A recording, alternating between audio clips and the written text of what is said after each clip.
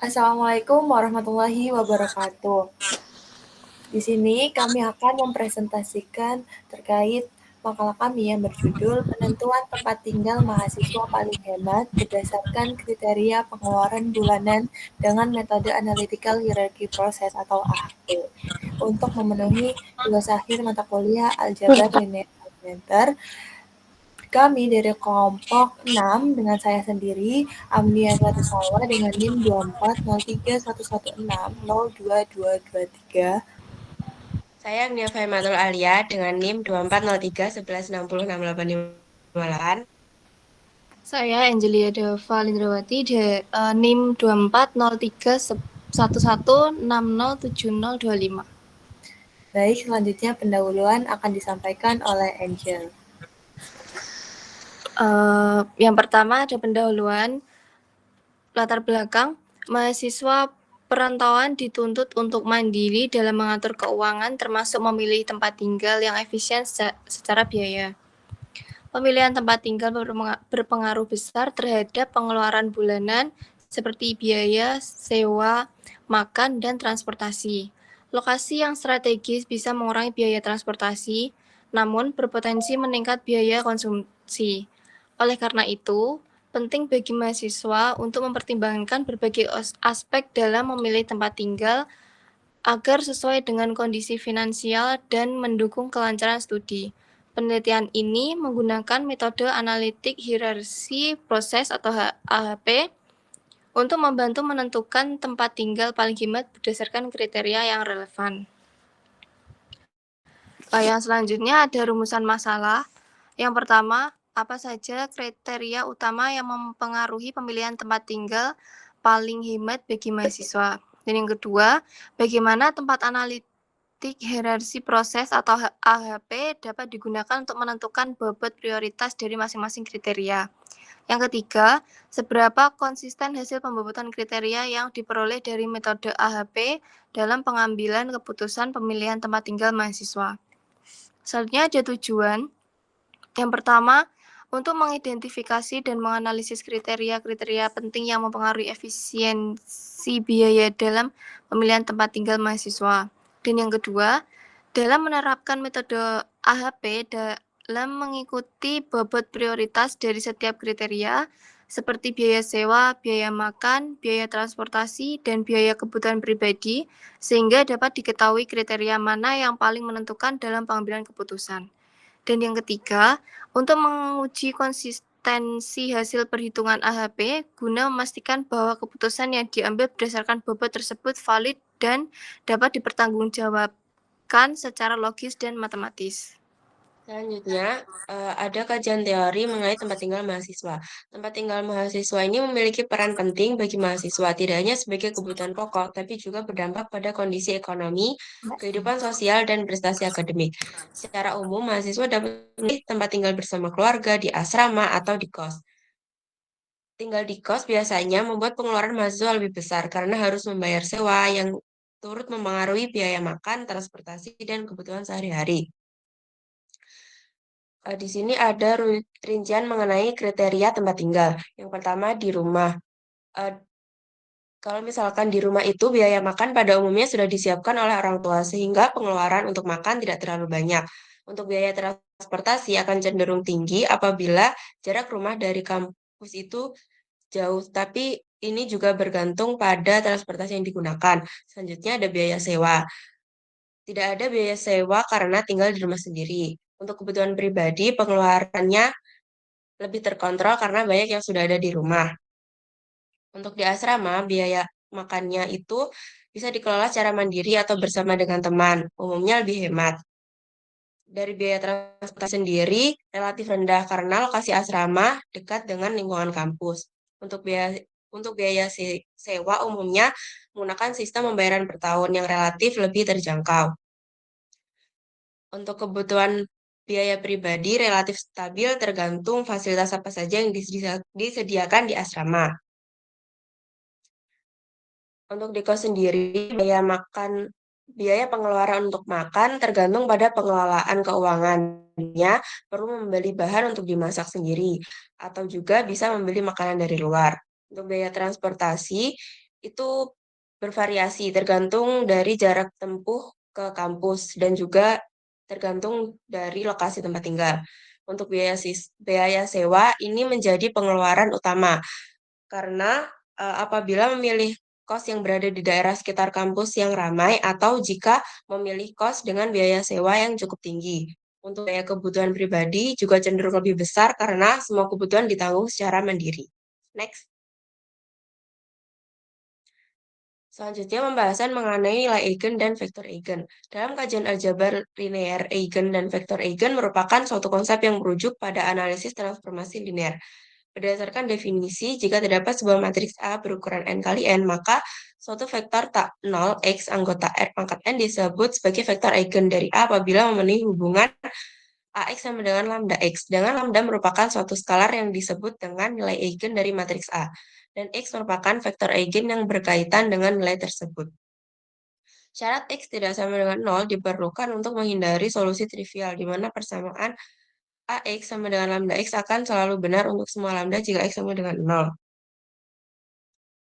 Agar persamaan tersebut memiliki solusi non-trivial, yakni X tidak sama dengan 0, maka matriks A min lambda kali inverse tidak boleh memiliki inverse. Hal ini terjadi jika determinan A dikurangi determinan lambda inverse sama dengan 0.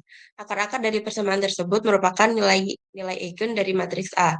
Dengan demikian, proses penentuan nilai eigen suatu matriks bergantung pada penyelesaian persamaan karakteristik. Nilai-nilai eigen merepresentasikan skalar yang menggambarkan bagaimana vektor-vektor tertentu dipengaruhi oleh transformasi matriks. Next. Selanjutnya, pembahasan mengenai analitik hierarki proses. Analitik hierarki proses ini adalah metode pengambilan keputusan multikriteria yang dikembangkan oleh Thomas L. Saaty untuk menyelesaikan masalah kompleks melalui struktur hierarki. Metode ini mengubah penilaian kualitas di kuantitatif dengan perbandingan berpasangan dan menghasilkan bobot prioritas. Proses HP mencakup penyusunan hierarki, membuat matriks perbandingan, perhitungan bobot dan konsistensi, serta analisis hasil. Penilaian dianggap konsisten jika nilai rasio konsisten CR kurang dari 0,1. Nah, kemudian untuk langkah-langkah menggunakan metode AHP, yang pertama itu menentukan tujuan. Menetapkan tujuan utama sebagai dasar pengambilan keputusan. Yang kedua, menyusun struktur hierarki. Menyusun hierarki dari tujuan, kriteria, dan subkriteria hingga alternatif. Yang ketiga, membuat matriks perbandingan berpasangan. Membandingkan setiap kriteria secara berpasangan menggunakan skala 1-9 berdasarkan tingkat kepentingan. Yang keempat, menghitung bobot prioritas dengan cara menormalkan matriks perbandingan dan menghitung rata-rata baris untuk mendapatkan bobot setiap kriteria. Yang kelima, menghitung konsistensi dengan mengukur konsistensi penilaian menggunakan konsentrasi indeks atau konsentrasi rasio dengan nilai konsentrasi rasio kurang dari 0,1 dianggap konsisten. Dan yang terakhir, sintesis hasil, mengalihkan bobot kriteria dengan nilai alternatif lalu menjumlahkan untuk menentukan alternatif terbaik. Nah, di sini ada tabel tingkat kepentingan. Apabila nilainya itu 1, tingkat kepentingannya sama penting. Maksudnya adalah apabila ada dua elemen A dan B, itu kedua elemen tersebut sama-sama penting. Untuk nilai 3 itu sedikit lebih penting. Elemen A sedikit lebih penting daripada elemen B. Nilai 5, tingkat kepentingannya itu lebih penting. Elemen A jelas lebih penting dari elemen B. Nilai 7, tingkat kepentingannya sangat penting, yang berarti elemen A jauh lebih penting dari elemen B. Nilai 9 itu tingkat kepentingannya adalah mutlak penting, yang berarti nilai A itu mutlak lebih penting dari nilai B. Untuk nilai 2, 4, 6, dan 8 itu merupakan nilai antara dua tingkat. Maksudnya ini akan digunakan jika penilaian beberapa di antara kedua elemen. Nah, ini untuk nilai N dan RI-nya, misalkan N-nya itu 1, RI-nya itu 0,0, dan seterusnya.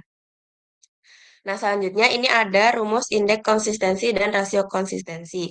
Untuk konsistensi indeks itu rumusnya adalah lambda maksimum dikurangi N per N-1. Untuk konsistensi rasio adalah konsistensi indeks per RI. Dengan lambda maksimum itu merupakan nilai eigen maksimum Kemudian N jumlah kriteria dan RI merupakan nilai indeks acak tergantung dari N. Bisa dilihat di tabel RI. Selanjutnya akan disampaikan oleh Amia. Baik, selanjutnya kita memasuki hasil dan pembahasan. Yang pertama yaitu hierarki penentuan tempat tinggal mahasiswa paling hemat, di mana tujuan utama pada tingkat pertamanya ini adalah menentukan tempat tinggal mahasiswa yang paling hemat. Nah, tujuan ini nantinya akan dijabarkan ke 4 kriteria utama, yaitu biaya sewa, makan, transportasi, dan juga kebutuhan pribadi. Nah, pada tingkat ketiga, terdapat 3 alternatif tempat tinggal yang dianalisis, yaitu kos, asrama, dan juga rumah. Nah, masing-masing alternatif ini akan dievaluasi berdasarkan kriteria-kriterianya yang telah disebutkan untuk mengetahui pilihan tempat tinggal yang paling efisien secara finansial. Selanjutnya, kita menghitung penggunaan nilai eigen dalam metode AHP untuk menentukan tempat mana yang paling hemat. Yang pertama kita hitung pembobotan hierarkinya itu untuk semua kriteria. Nah, kita analisis dengan data yang ada, lalu kita cari jumlah dari setiap kolomnya, tetapi dalam bentuk desimal. Selanjutnya, langkah keduanya itu kita menghitung nilai eigen dan vektor eigen menggunakan normalisasi matriks. Nah, tabel ini diperoleh dengan membagi biaya sewa di sini, kolom di sini dengan jumlah satu kolomnya. Jadi semisal biaya sewa kan 1. Nah, kita bagi dengan jumlah seluruhnya itu 1,950. Nah, nantinya akan kita taruh hasilnya di sini. Begitu juga sebaliknya. Nah, lalu untuk vektor eigen yang dinormalkan ini mencarinya dengan mean atau rata-rata bobot relatif untuk setiap baris. Jadi, setiap barisnya ini kita jumlah seperti perhitungan di sini, lalu dibagi dengan 4, sehingga nantinya akan ketemu hasilnya yaitu 0,490. Begitu juga dengan biaya makan, transportasi, dan kebutuhan pribadi. Nah, langkah selanjutnya kita melakukan uji konsistensi data, di mana yang pertama itu kita hitung weight sum vektornya dengan data ini tadi, yang data matriks berpasangan tadi, perbandingan berpasangan, kita ketahui di awal tadi.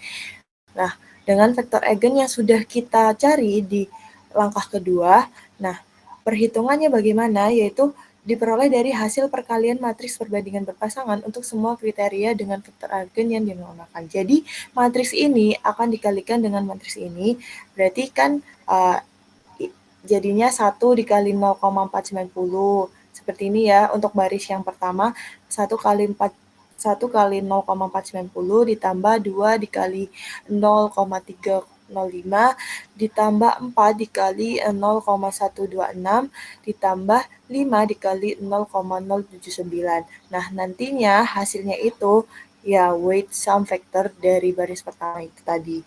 Begitu juga dengan baris kedua, ketiga, dan juga keempat sama caranya. Nah, selanjutnya tetap di langkah ketiga yaitu melakukan uji konsistensi data, tapi melakukan uji konsistensi vektor. Nah, uji konsistensi vektor ini diperoleh dari membagi weight sum vektor yang sudah kita cari sebelumnya tadi dengan vektor eigen yang dinormalkan.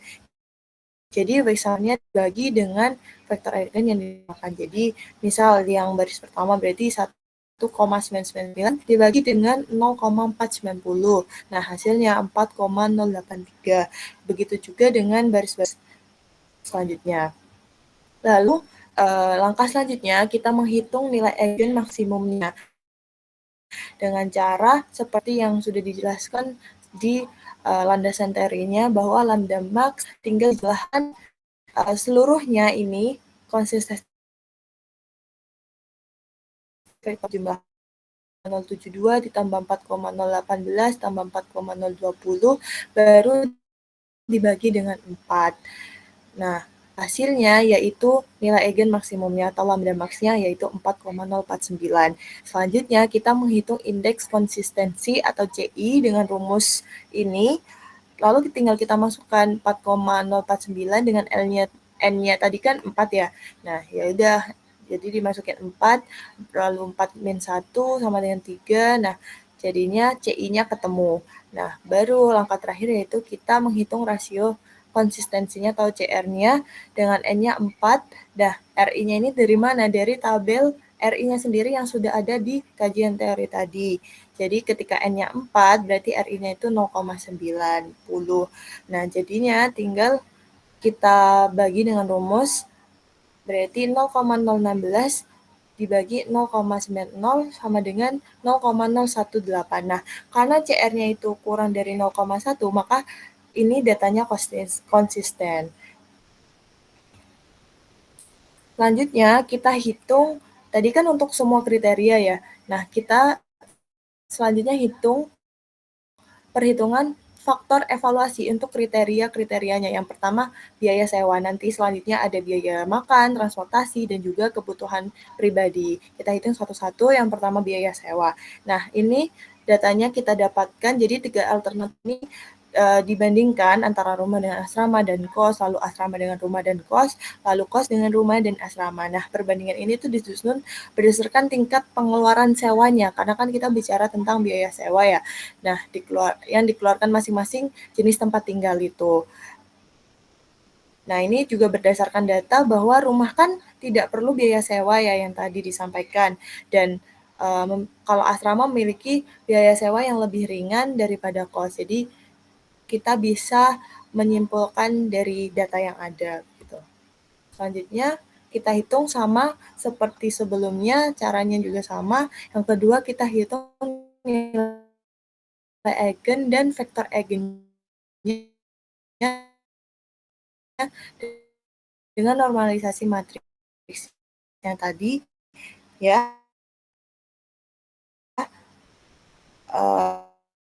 Evaluasi kriteria beasiswa itu dibagi dengan jumlah kolom yang bersangkutan. Jadi kayak tadi 1 dibagi 1,533, lalu 3 dibagi 4,333 dan seterusnya. Nanti akan didapatkan hasilnya seperti ini. Lalu vektor eigennya tinggal dijumlahkan semua lalu dibagi dengan 3 atau min dari nilai eigennya. Itu uji konsistensi data. Sama yang pertama menghitung weight sum vektornya tadi yang diperoleh dari hasil perkalian matriks yang ini dikalikan dengan vektor eigen yang dinormalkannya tadi. Jadi 1 dikali 0,633 ditambah 3 dikali 0,260 ditambah 5 kali 0,106. Nanti hasilnya di sini. Dan seterusnya juga. Nah, setelah weight sum vektornya sudah ketemu, membagi weight sum vektornya tadi dengan vektor eigen yang dinormalkan. Jadi 1,946 dibagi 0,633 jadinya 3,072 dan seterusnya.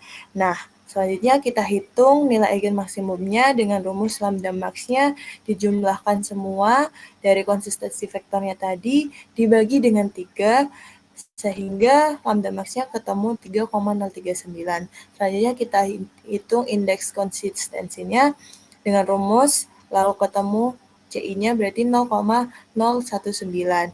Nah, langkah terakhir tinggal kita cari rasio konsistensinya CR.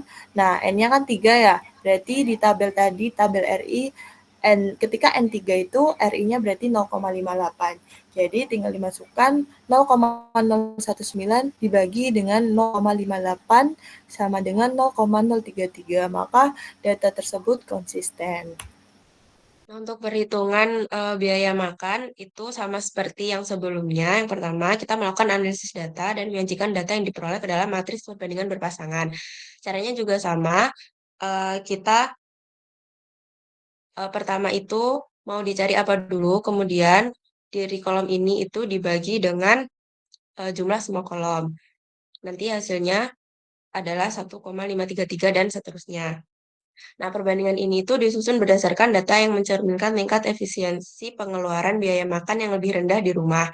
Diikuti selanjutnya oleh asrama dan yang paling tinggi adalah kos.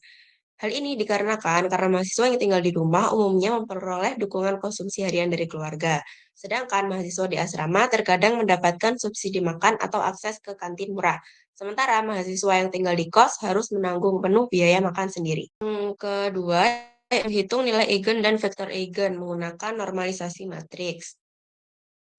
Nah, caranya seperti tadi, kolom yang akan dicari dibagi dengan jumlah per kolomnya. Didapatkan yang nantinya akan yang kemudian semua dari baris ini akan dijumlahkan. Lalu kemudian ditemukan vektor eigen yang dinormalkan. Kemudian yang langkah ketiga yakni menguji konsistensi data. Yang pertama yaitu menghitung weak sum vector. Cara menghitungnya juga sama seperti yang sebelumnya, yaitu dengan uh, matriks faktor pembobotan hierarki untuk kriteria biaya makan dan juga vektor eigen yang dinormalkan. Jadi ini misalkan 1 dikali ini dan seterusnya. Yang selanjutnya itu melakukan uji konsistensi vektor. Cara menghitungnya juga seperti yang sudah dilakukan sebelumnya pada biaya sewa, yaitu dengan membagi weak sum vector dengan vektor eigen yang dinormalkan. Seperti contohnya itu 1,948 dibagi dengan 0,68 dihasilkan 3,007 dan seterusnya. Yang selanjutnya itu menghitung nilai eigen maksimum. Caranya adalah dengan menjumlahkan semua nilai konsistensi vektornya dan ditemukan lambda maksimumnya adalah 3,004. Selanjutnya, setelah menghitung nilai eigen maksimum, kita menghitung nilai indeks konsistensi dengan rumus seperti ini, dan kemudian dihasilkan nilai indeks konsistensinya 0,002. Dan yang terakhir, menghitung rasio konsentrasi dengan rumusnya, ini nilai indeks konsistensinya dibagi dengan nilai RI. Nah, ini nilai RI-nya juga didapatkan dari tabel yang sudah disampaikan pada kajian teori sebelumnya. Didapatkan konsistensi rasionya itu 0,03. Nah, selanjutnya ini adalah perhitungan untuk kriteria biaya transportasi. Caranya juga seperti yang awal tadi, untuk menghitung jumlahnya ini seperti yang awal tadi juga. Nah, perbandingan ini itu berdasarkan kondisi nyata mengenai aksesibilitas dan kebutuhan transportasi dari masing-masing alternatif tempat tinggal menuju lokasi perkuliahan. Mahasiswa yang tinggal di asrama umumnya berada di dalam atau sangat dekat dengan lingkungan kampus, sehingga memerlukan biaya transportasi yang rendah. Mahasiswa yang tinggal di kos umumnya berada di sekitar kampus, namun tetap memerlukan biaya transportasi, seperti ojek, angkot, bensin, dan sebagainya. Mahasiswa yang tinggal di rumah seringkali harus menempuh jarak yang lebih jauh ke kampus, sehingga biaya transportasi relatif lebih tinggi. Next.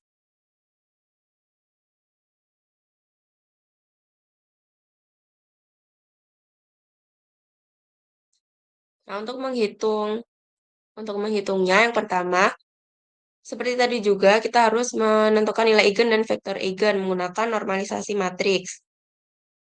Caranya dengan membagi elemen di setiap kolom matriks, kemudian